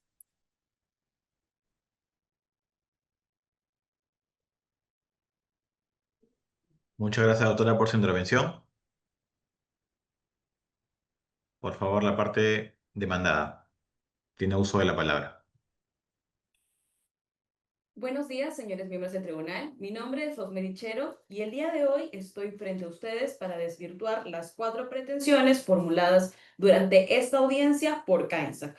Como primer punto, la demandante está solicitando que vuestro tribunal declare inválida la declaratoria de la resolución de contrato que habría realizado nuestra representada. Señores miembros del tribunal, quiero hacer una precisión. En este caso, no existe ninguna declaratoria, ninguna resolución que haya sido practicada por la entidad. Lo que existe es una figura jurídica diferente. Y esta figura jurídica es precisamente la declaratoria de caducidad de un contrato. Esta figura está regulada en el marco de un contrato de asociación público-privadas y regulado por su propio reglamento dentro de su artículo 102. Esta figura lo que hace es regular un supuesto especial. ¿Por qué? Porque en los contratos de asociación público-privadas lo que se busca es lograr el beneficio de un grupo poblacional. Cuando este no se logra o se encuentra comprometido por la misma obra, la entidad tiene la facultad de declarar la caducidad del contrato. En este supuesto no es necesario acreditar incumplimiento de ninguna de las partes, no estamos hablando de un supuesto de resolución. Un universo es la resolución de un contrato por los diferentes motivos que se conocen y otra cosa es la declaratoria de caducidad por interés público, el cual está determinado precisamente por el componente de interés público. En ese tenor me permito hacer una breve cita referente a qué es lo que tenemos que entender por interés público. El interés público se define como aquel conjunto de intereses colectivos que se encuentran compartidos. Así ha sido definido doctrinariamente, por ejemplo, por Jorge Héctor Escola, un doctrinario que nos habla acerca de cómo es que tiene que entenderse y configurarse el interés público. Este concepto no es ajeno en nuestro ordenamiento peruano, sino que por el contrario se encuentra ampliamente regulado. Este también ha sido contemplado, por ejemplo, en sentencias como las esposadas por la sentencia del Tribunal Constitucional en el expediente 90-2004. En ese sentido, ¿cuándo es que hay un compromiso al interés público? Señores miembros del tribunal, lo que ha pasado en este caso es que ha habido una directa afectación a un derecho constitucional y este derecho es la libertad de tránsito. Nuestro ordenamiento jurídico prevé, como todo Estado democrático, que tiene que haber un respeto hacia los derechos de todos los ciudadanos. La Municipalidad Provincial de Corocancha es una municipalidad que tiene una densidad poblacional de aproximadamente 1 millón de pobladores, tan importante como lo son provincias como Arequipa. En ese tenor, lo que hizo CAINSA fue imponer un peaje obligatorio para más de 1 millón de personas. Eventualmente, esto terminó generando una afectación al tránsito de estos pobladores. Y esto fue lo que motivó que en este caso la municipalidad haya tomado la firme decisión de declarar la caducidad del contrato en aras de la protección al interés público de cerca de 1 millón de personas. Tenemos que tener en cuenta que esta decisión no fue algo no menor. Esta decisión surge del confrontamiento de dos escenarios. Tenemos, por un lado, la protección a este derecho constitucional y, por otro lado, tenemos lo que era la construcción que se estaba haciendo para viabilizar una infraestructura pública. Entonces, en ese sentido, tenemos que dejar muy en claro que bajo esa premisa, lo que hizo la municipalidad fue analizar si la decisión de declarar caduco este contrato por interés público era idóneo, era proporcional y era idóneo, era proporcional. Bajo esa premisa es que finalmente la decisión de la municipalidad fue declarar la caducidad del contrato. Lo que la contraparte sostiene es que existe una resolución. Tenemos que dejar en claro que en este caso, señores miembros del tribunal, no existe ninguna resolución de contrato. Lo que existe es una declaratoria de caducidad válida, prevista en el contrato, prevista en la ley y que puede ser ejercida de pleno derecho por la entidad. En ese sentido, solicitamos que se declare infundada la primera pretensión sostenida por la contraparte. Como segunda pretensión, la demandante lo que solicita es que se le valide la resolución de contrato que habría realizado. Señores miembros del tribunal, la cláusula 15ª de este contrato señala expresamente es correcto una cláusula para que el concedente pueda resolver el contrato, pero este tenía supuestos específicos y estos parten de la premisa de que exista un incumplimiento atribuible a nuestra representada. Un supuesto, señores árbitros, en el cual no estamos. Por si esto fuese poco, la defensa legal de la contraparte ha señalado de que aquí habría habido efectivamente una resolución. Sin embargo, leyendo el contrato, este señala que hay una obligación del concesionario de notificar esta resolución. De los hechos del caso y de lo que efectivamente ha pasado aquí, nosotros no hemos recibido ninguna resolución de contrato y hacemos esto de conocimiento al tribunal. Lo único que nosotros hemos recibido y sobre la cual declaramos efectivo conocimiento es que el 13 de enero CAINSA nos envió una carta dirigida a la municipalidad según el hecho del caso 33 con la intención de resolver un contrato de concesión. La intención no es efectivamente una resolución. Aún en el supuesto negado en que hubiese existido alguna suerte de incumplimiento, lo que aquí se notificó fue una carta señalando que querían resolver el contrato. No existe ninguna notificación que acredite que efectivamente estamos frente a alguna suerte de resolución válida. ¿Por qué? Porque no se ha cumplido efectivamente con esta cláusula. Bajo esa premisa, lo que nosotros solicitamos a este tribunal es que declare infundada esta segunda pretensión arbitral. Bien, como tercera pretensión arbitral, la contraparte está solicitando que se declare o que se le reconozca que existió durante la ejecución de esta obra una ruptura del equilibrio económico-financiero. Tenemos que dejar en claro algo, señores miembros del tribunal. La ruptura del equilibrio económico-financiero responde en la mayoría de los casos a cuando hay un cambio a nivel de negociación y contratación para la formación del contrato. Y esto se sustenta en una situación muy simple. Cuando nosotros hablamos de una asociación, de un contrato por asociación público-privadas, se hacen fórmulas para determinar la viabilidad de este contrato en el tiempo. Cuando hay condiciones que alteran esta fórmula económica, se conversa, se negocia, se evalúa si van a haber un cambio dentro de la estructura económica de este contrato. Pero aquí no estamos hablando de este supuesto. Bajo este tenor, aquí no existe una ruptura del equilibrio económico-financiero porque no hay una circunstancia que haya cambiado esto. Sin embargo, me remito brevemente a las dos circunstancias que ha señalado la contraparte. La contraparte señala que esto habría operado porque habrían ocurrido conflictos sociales, señalando que nosotros habíamos autorizado alguna suerte de aumento de peaje. Señores miembros del tribunal, eso es falso. Nosotros no hemos autorizado ningún aumento de peaje. Autorizamos una ampliación de plazo, más no un aumento del peaje. En ese sentido, tiene que quedar claro que los conflictos sociales se generaron porque ellos iniciaron a cobrar un peaje antes de terminar la obra siquiera. Como segundo punto, referente a lo que señala vinculado al hallazgo de restos arqueológicos. Tenemos que dejar en claro que el hallazgo de estos restos arqueológicos no ha sido comprobado a la fecha, ni siquiera ha podido ser acreditado fehacientemente por la contraparte. Finalmente, al haber desvirtuado estos puntos, su cuarta pretensión es que se declare indemnización. Señores miembros del tribunal, aquí no podemos hablar de ninguna indemnización porque no existe ningún daño acreditado, ningún nexo causal. Todo lo que la contraparte hoy reclama es el producto de actuaciones que han sido generadas por ellas mismas. En ese tenor, solicitamos a este tribunal que tenga presente lo desarrollado por esta defensa y declare infundadas todas las pretensiones formuladas por la contraparte. Muchas gracias. Quedo atenta a sus preguntas. Muchas gracias, doctora Rosemary. Por favor, doctora Marisabel, para que haga uso de su derecho a réplica.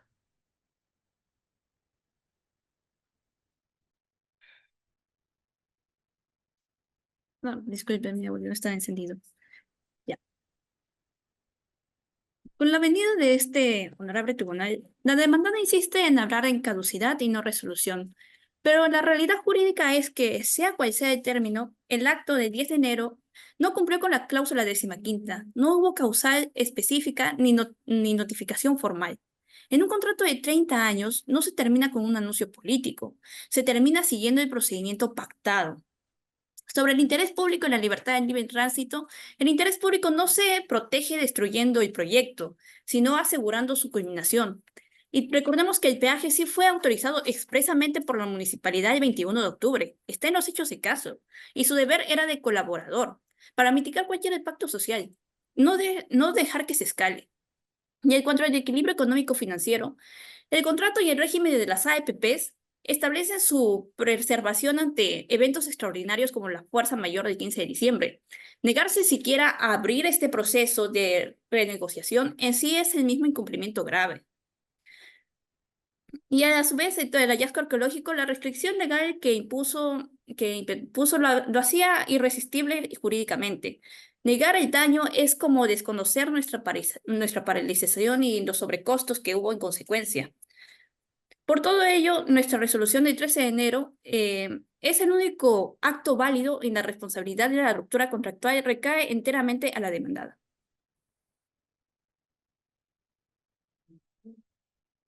Muchas gracias, doctora.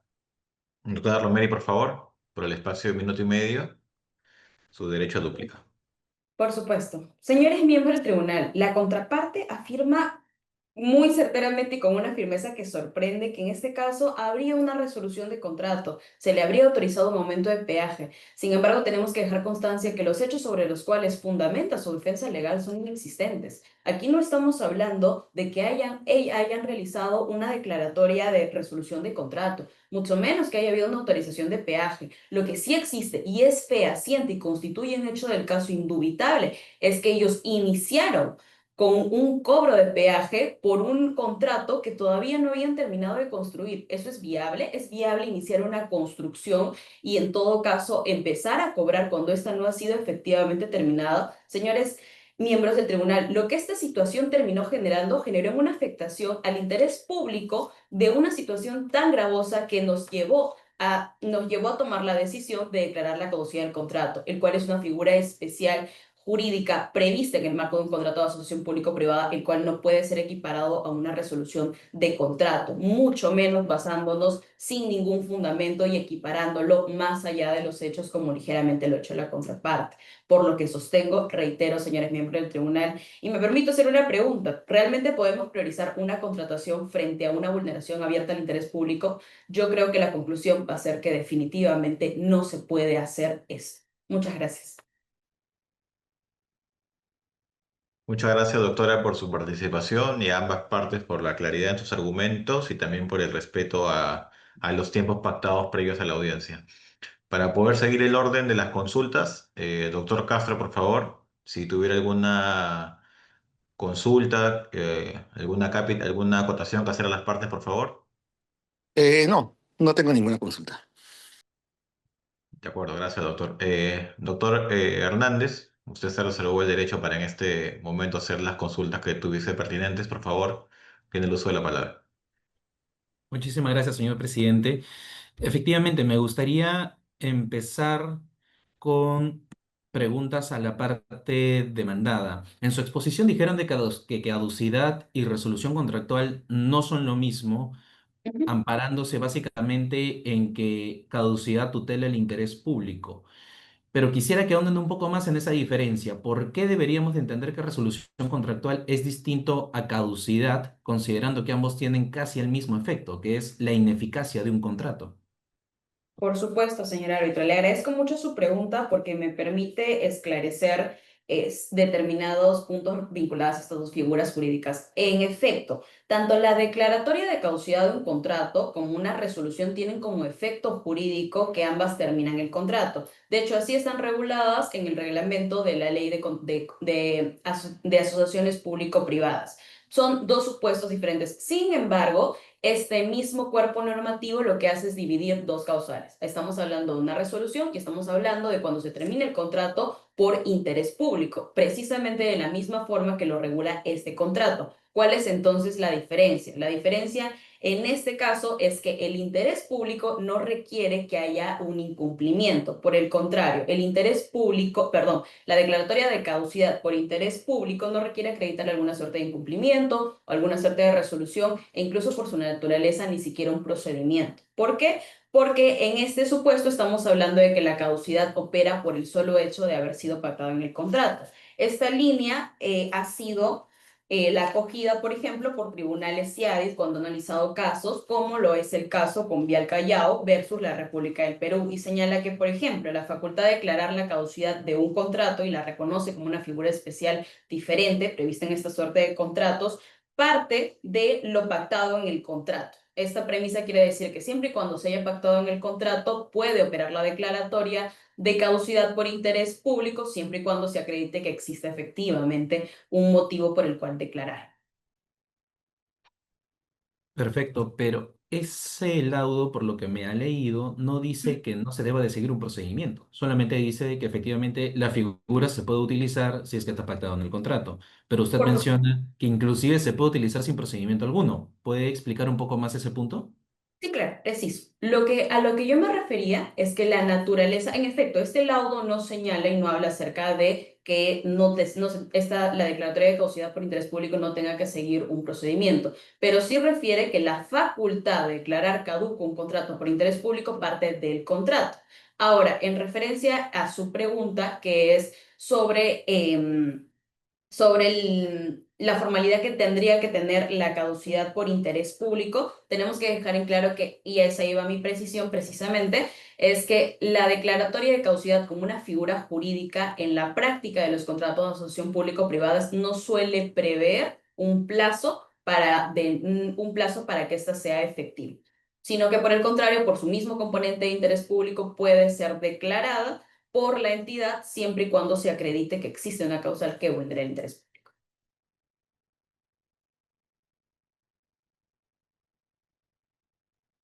Bien, constantemente se está mencionando interés público. En este caso en concreto, ¿por qué se dice que se ha vulnerado el interés público? Así, Porque bien rápido. porque se ha afectado el derecho constitucional a la libertad de tránsito, ¿Y por qué se dice que se ha afectado este derecho constitucional? porque se comenzó a cobrar un peaje donde solo había una construcción por una vía de acceso. Y solamente quedaba el remedio de caducidad del contrato para hacer frente a esta aparente vulneración de los derechos fundamentales. A este punto y el punto que describe esto, lo que ya se había acreditado era que estos conflictos fueron progresivamente escalando. Llega un punto de escala donde tenías a cerca de 1 millón de personas enervadas. Ante ese escenario es que precisamente se recurre a la figura jurídica declaratoria de caducidad por interés público. Bien, y con eso terminaría esta pregunta para luego pasar a otra. Em, si el interés público lo están determinando en función a este incremento por el peaje, ¿por qué es que efectivamente ahora plantean que esto afecta al interés público, pero en su momento aprobaron lo que es el cobro, el incremento del peaje? Ujú. O sea, Señora porque árbitro, en le un primer momento está la municipalidad, de los hechos del caso se advierte que la municipalidad dice que está de acuerdo con el incremento porque lo deja a discrecionalidad de la parte demandante. Y ahora Ujú. después ustedes dicen, no, esto afecta al interés público, que es un concepto gaseoso y todos convenimos en que es así. Es un concepto gaseoso, afecta al interés público y por lo tanto se declara caduco el contrato. ¿Cómo es que se Correcto. tiene una posición en un momento A y luego cambia drásticamente a un punto B? Ujú. Muy bien, señora árbitro, yo le agradezco su pregunta. Referente al punto sobre la autorización de peaje, ahí me gustaría precisar que lo que nuestra representada hizo no fue nunca autorizar un aumento de peaje. Y me permito para esto leer brevemente el hecho del caso 27. Lo que este hecho nos señala es que la contraparte efectivamente solicita una ampliación de plazo y comunica su intención de aumentar el peaje, comunica su intención de aumentar el peaje. Y hay una distinción entre esas tres oraciones, porque si hay una solicitud expresa de esta ampliación de plazo, pero lo que se hace cuando se aumenta el peaje es informar que esto se iba a realizar, lo autoricemos o no. Es más, las últimas cuatro líneas, de hecho, de este hecho del caso, señala específicamente que la gerencia emite una carta autorizando lo solicitado. ¿Qué se autoriza? Se autoriza efectivamente el plazo de los 2 meses que se solicita a través de una ampliación de plazo, pero nunca se le autoriza aumentar el peaje. ¿Y esto por qué no se hace? Porque la contraparte ya había comenzado a cobrar peaje y comenzó a cobrar esto desde el 7 de diciembre del 2024. Del hecho del caso 25, sí se señala específicamente que cuando CAINSA concluye la instalación de una caseta, inicia el cobro. Jamás pide autorización para este hecho y eventualmente en el mes venidero no solicita una autorización siquiera, sencillamente envía una carta informando que iba a ser efectiva este cobro de peaje. En ese sentido, ante su pregunta de cómo es posible que exista una conducta por parte de nuestra representada al autorizar un peaje y eventualmente declarar la caducidad del contrato, es: señor árbitro, con el debido respeto, no existen conductas contradictorias en esta. La entidad siempre ha tenido la posición de suscribir un contrato, de efectivamente de que éste se ejecute, pero hay una circunstancia como esta que ya es sencillamente irresistible, la verdad, sostener un contrato de concesión bajo estos términos. Eventualmente, esto fue lo que motivó que se declare la caducidad del contrato por interés público. Entiendo. De los hechos del caso, como usted revisa, sí hubo una comunicación. ¿Por qué en ese momento no se hizo nada al respecto y luego se esperó tanto tiempo para alegar de que se afecta el interés público? ¿Qué es lo que cambió?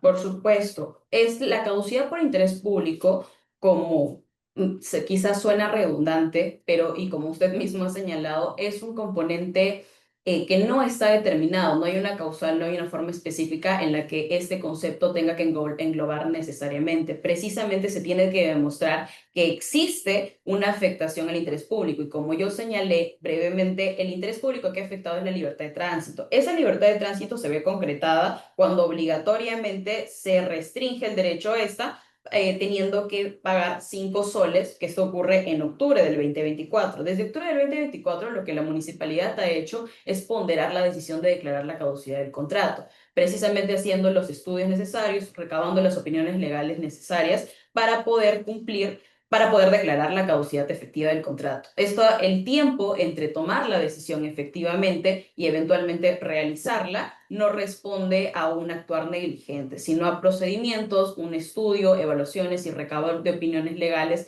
para poder efectivamente declararla. Bien, perfecto.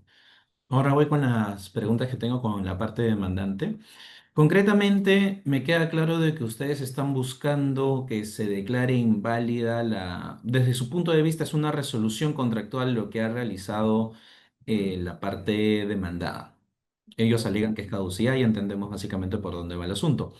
Pero si fuese caducidad, ¿qué argumentos ustedes alegarían para efectivamente decir de que esta caducidad aplicada no es acorde a derecho?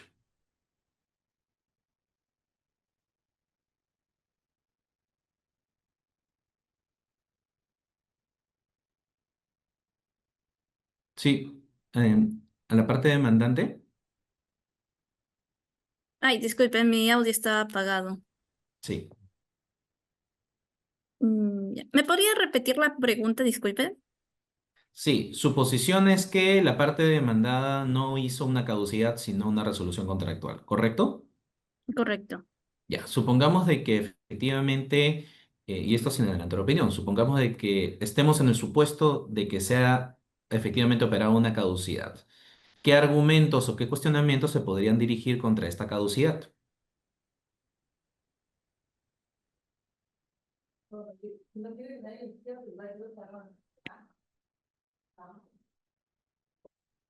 Ah, ahora sí se me escucha, disculpe. Sí. Bueno, incluso si aceptáramos, bueno, que el hecho era caducidad, esa caducidad sería igualmente inválida por tres razones. Primero, porque el contrato no prevé una figura autónoma de caducidad distinta a la resolución. Ese sería por nuestro primer punto. El segundo es porque no se cumplieron con las formalidades mínimas y es algo que hemos estado viendo a lo largo de, de estas argumentaciones. Y a su vez que llamar caducidad a la terminación no cambia el acto que carece sustento contractual en sí.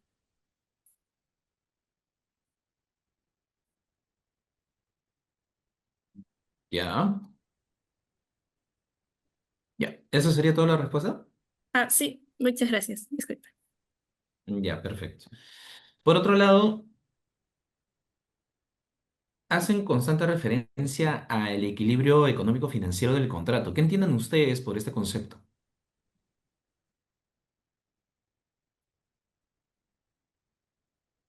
El equilibrio financiero, económico, en sí, por lo que entendemos nosotros, y bueno, no es solamente que lo entendamos, sino que debemos de tener en cuenta que es un principio que busca en sí en un supuesto imprevisto, rompen las condiciones económicas, que rompen las condiciones económicas de un contrato, se ajusten a los plazos o pagos que restablecen el balance original.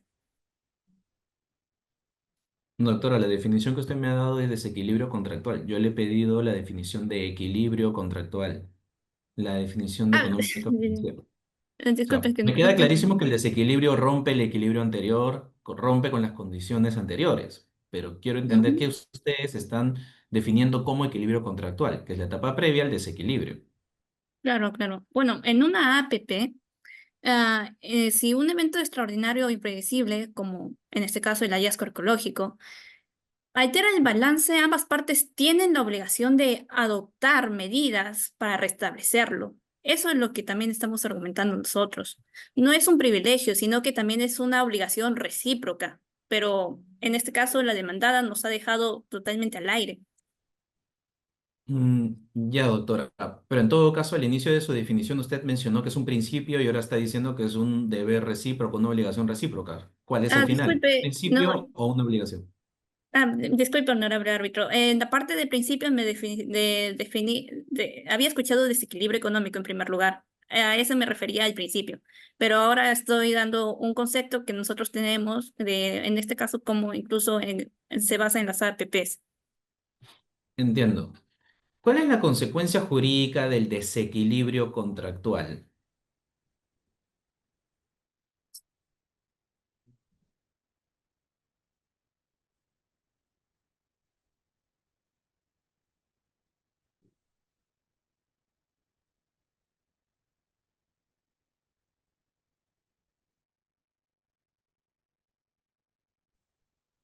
Doctora. Mm, am, disculpe, la consecuencia jurídica del desequilibrio contractual es que se activa la obligación de las partes, es que se activa la obligación de las partes de restablecer las condiciones económicas originales del contrato. ¿Y cuál es la base legal para esto que usted está proponiendo?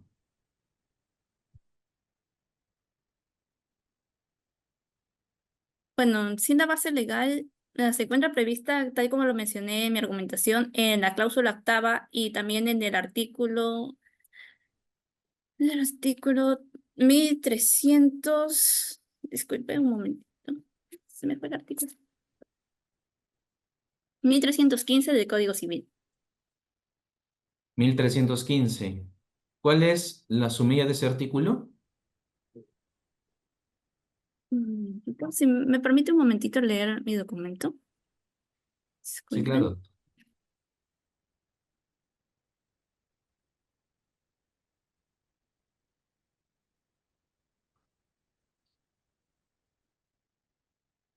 No, disculpa, quisiera reformularme esto.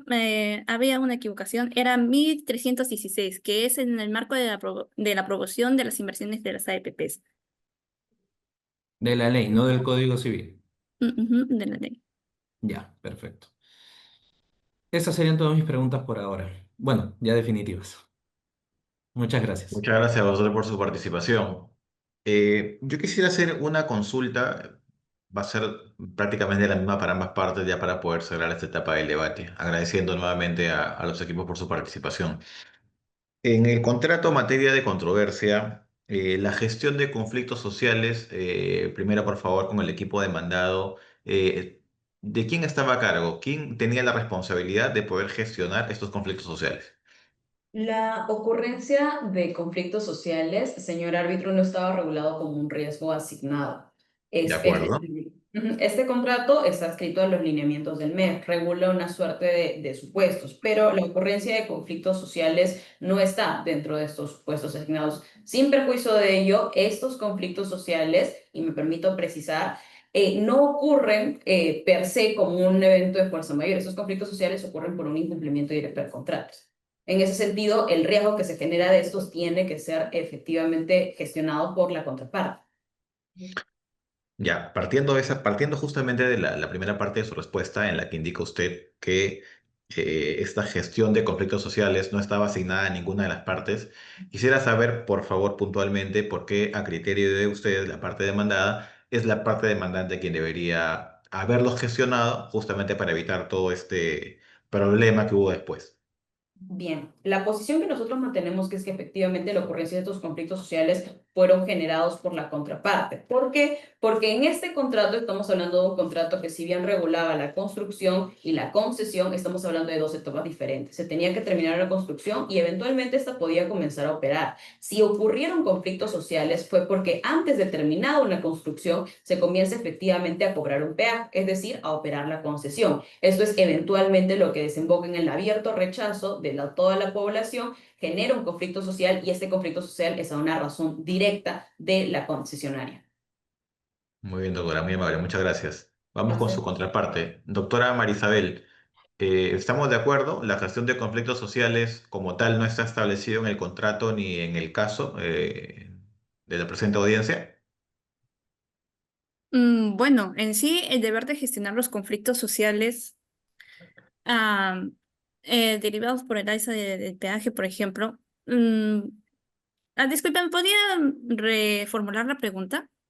Sí, de acuerdo al caso de la presente controversia, de acuerdo al contrato, indica su contraparte que la gestión de conflictos sociales es un riesgo que no está asignado, ¿no? Ni para la parte demandada ni para ustedes.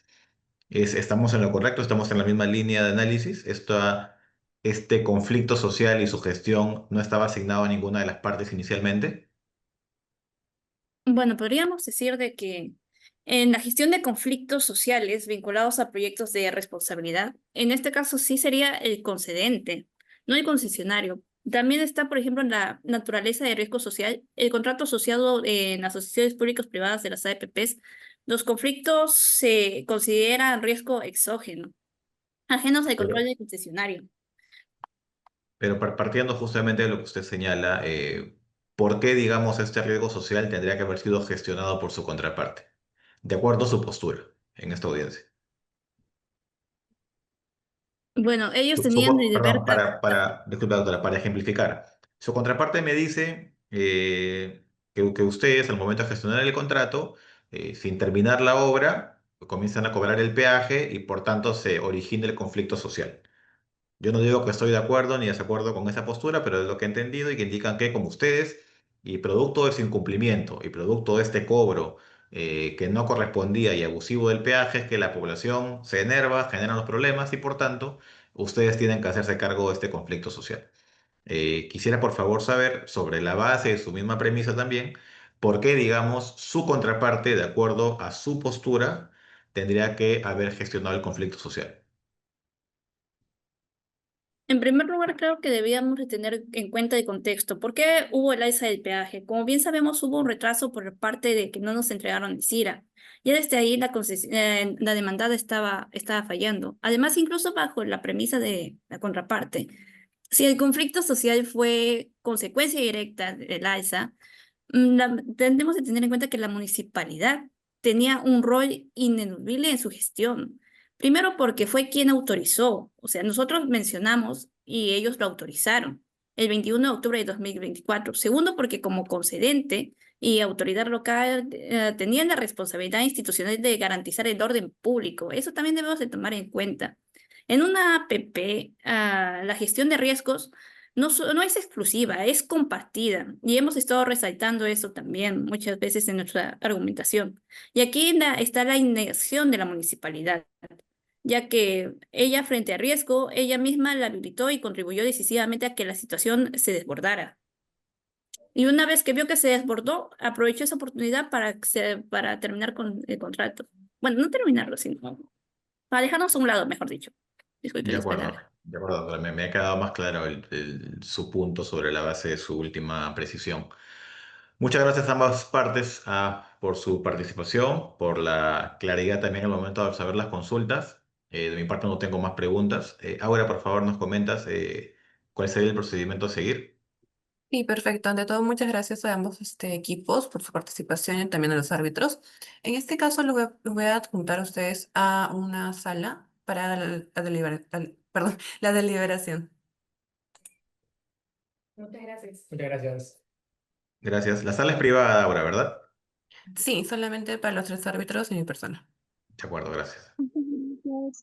Muchas gracias. Bueno, ahorita vamos a pasar por un feedback correspondiente a cargo del tribunal arbitral y ya para finalizar estaremos concluyendo con la foto institucional. Por favor, le cedo el pase al doctor Javier Ramírez.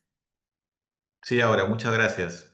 Bueno, yo primero que nada agradecer a los equipos por su participación, por la claridad en los argumentos que han presentado también, por el respeto mutuo que han mostrado ambas partes al momento de alegar. Si bien sabemos que en los debates arbitrales y judiciales tenemos pues que cada uno defender nuestras posiciones desde los argumentos que tenemos que defender, ambas partes mostraron lo que siempre debería haber, ¿no? Respeto mucho a las partes, por más que, digamos, estemos en este momento en el fragor del debate.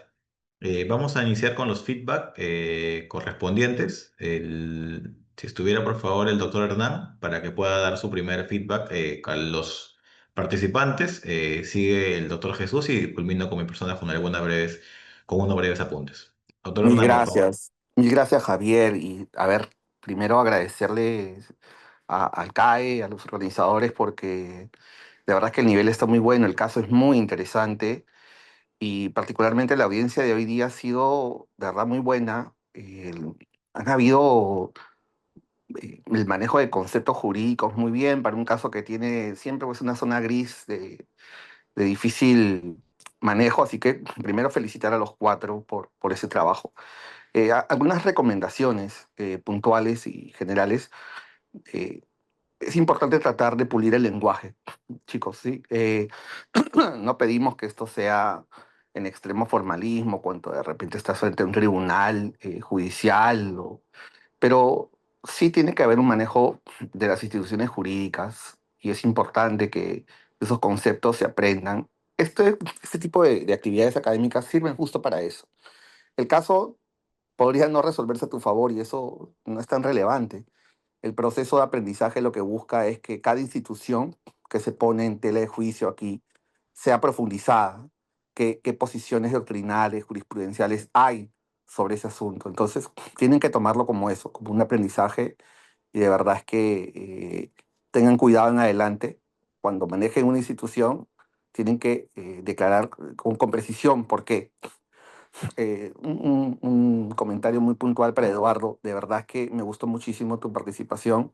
Creo que esa fortaleza de dar las respuestas con pasión, con respeto, con claridad jurídica me llamó mucho la atención. Creo que es un buen ejemplo a seguirlo. Los demás también lo han hecho muy bien, por si acaso no es que sea solo Eduardo, pero quería destacar, porque creo que se materializó muchas de las cuestiones que se ven en el MUT: pasión, oratoria, derecho. Ojo que estamos en un caso y que hay que aplicar derecho, y eso me llama mucha atención. Así que felicitaciones a los cuatro, espero que en adelante les vaya muy bien en las siguientes rondas. Gracias, Javier, y Jesús también por participar conmigo en esta audiencia. Muchas gracias, doctor. Igualmente por mi parte. Jesús, adelante, por favor. Muchas gracias. Al igual que Hernán, me sumo a las felicitaciones al equipo organizador de la competencia. Se nota la calidad del caso, se nota la parte administrativa, se nota siempre el apoyo y eso es muy importante. Por otro lado, también felicito a ambos miembros de la audiencia, tanto la parte demandante como la parte demandada, porque hicieron un excelente trabajo. Se nota la preparación que han tenido, se nota las horas de esfuerzo que le han puesto. Siempre es un reto participar en MUTS. También es un reto siempre acercarse a un caso donde probablemente las normas no estén en una sola ley, sino probablemente dispersadas en varias. Entonces, eso es importante porque a ustedes les permite familiarizarse con los términos, con las instituciones jurídicas y, como lo dice Hernán, justamente este caso y esta competencia es para eso, ¿no? Para que ustedes puedan desarrollar sus habilidades como futuros abogados. Por otro lado, en cuestiones de forma, ambos lo hicieron muy bien, y cuando me refiero a forma es presentación, presentación del caso, como por ejemplo, creo que fue la doctora Ardiles quien hizo antes de su exposición adelantar lo que iba a conversar en la exposición. O sea, dijo, vamos a ver 4 puntos, 1, 2, 3, 4, y lo explicó y lo pudo ejemplificar muy bien para el tribunal arbitral. Fue fácil seguirlo. También creo que lo hizo el equipo de SAN, creo que la doctora Rosmeri también lo hizo. Entonces, me parece que todas estas cosas suman para que ustedes puedan seguir desarrollando sus habilidades en oratoria. Por otro lado, en cuestiones de fondo, sí, también he visto de que el desarrollo de ambas partes ha sido sólido. Lo que sí es que se ha denotado mucho probablemente un poco de nerviosismo al momento de responder las preguntas, ¿no? Hubo algunas preguntas, al menos por mi lado, que tal vez no quedaron del todo respondidas, y es necesario de que ustedes siempre se queden con la idea de que hay que responder, hay que hacerlo adecuadamente y sobre todo tener claras las instituciones jurídicas, ¿no? Eso es muy importante porque esa es la base. Si ustedes tienen una buena base, todo lo demás viene por añadidura. Si no tienen una buena base, la posición sola se va a caer como un castillo de naipes. Entonces, los invito a ambas partes a poder reforzar esa parte en cuanto a las respuestas, sin perjuicio de que se nota el esfuerzo. Es importante también tener presentes estas instituciones jurídicas, ¿no? Y nada, reitero las felicitaciones y espero que les siga yendo muy bien en las siguientes rondas de la competencia. Muchas gracias, doctor Jesús. Bueno, por mi parte, destacar lo que dicen mis coárbitros, la verdad agradecidos también con ellos por permitirme participar en esta mañana de martes, lleno de este debate jurídico bastante interesante. Valoro mucho que ambas partes hayan mostrado seguridad. Se notaba que habían conocido el caso, se notaba en la preparación, incluso el momento en el cual se les puso contra las cuerdas con las preguntas, mantuvieron siempre la ecuanimidad y conocimiento y confianza de lo que estaban respondiendo. Más allá que, como dice Jesús, algunas preguntas quedaron un tanto sin resolver. Justamente estos espacios de MUT es para eso, ¿no? Para que ustedes que están siendo estudiantes aún de derecho o son ya de repente algunos egresados puedan practicar y puedan formar también carácter, y ya cuando tengan la oportunidad de participar en una audiencia real con contratos reales donde se discutan montos dinerarios reales, valga la redundancia, tengan estas prácticas que seguramente van a ser de mucha ayuda para ustedes. Yo quisiera hacer una pequeña acotación puntual. Valoro mucho que ustedes estén utilizando las herramientas tecnológicas para poder debatir y poder argumentar, pero en algunos casos en particular sí percibí que, digamos que acudir a las herramientas tecnológicas era a cada pregunta que se hacía, ¿no? y eso pues hace que de alguna u otra manera se pierda un poco la percepción del árbitro de lo que, de lo que está preguntando y también del argumento de la contraparte, ¿no? Porque si a cada pregunta que se haga se va a acudir al contrato, se va a acudir a la herramienta tecnológica, se va a acudir a la pregunta, al apunte, de alguna u otra manera nos puede dar a entender de que no se tiene un conocimiento real del caso y esto puede pues restar algún punto en la audiencia o en este caso en el mood, ¿no? Pasando por otro lado también han habido participaciones muy buenas, mucha seguridad en lo que se ha respondido, apuntes, presentación, firmeza en los conceptos, y eso es algo que definitivamente se valora, doctores. Nuevamente los felicito, ha sido una audiencia bastante interesante, muy alturada en conocimientos jurídicos, técnicos.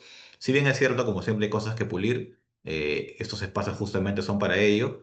Les deseo el mejor de los éxitos en lo que va de la competencia. Espero ver a alguno de los equipos en la final. Y por qué no más adelante cruzarme también con alguno de ustedes en alguna audiencia futuro, ¿no? Así que les aseguro muchos éxitos, doctores, y espero que a todos les vaya muy bien. Y también agradecer al CAE por la participación y poder promover estos espacios de debate en los alumnos que, bueno, en mi época no existían, y que se sigan fomentando el arbitraje en el Perú, ¿no? Así que ahora y al CAE también, muchas gracias a todos por su invitación y por permitir que participemos en estos debates jurídicos. Muchas gracias. Ya está.